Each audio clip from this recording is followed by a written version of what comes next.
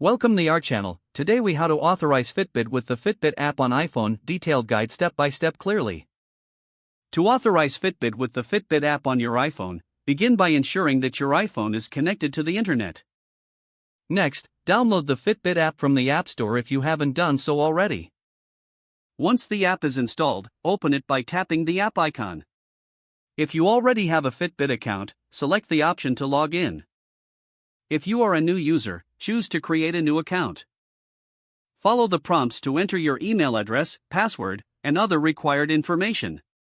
After entering your details, tap on the Sign Up or Login button. Once logged in, the app will prompt you to set up your Fitbit device.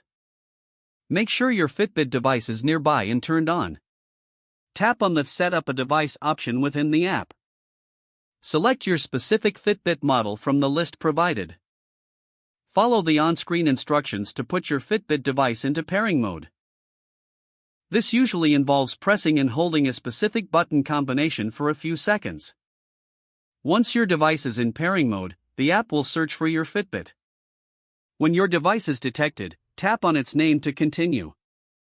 You may be prompted to enter a code displayed on your Fitbit device to establish a connection.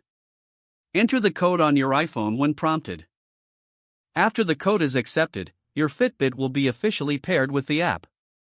You may receive additional permissions requests, such as access to health data. Review and approve these permissions to enhance your experience. Once everything is set up, your Fitbit data will begin syncing with the app. You can check your statistics and customize your settings directly from the app.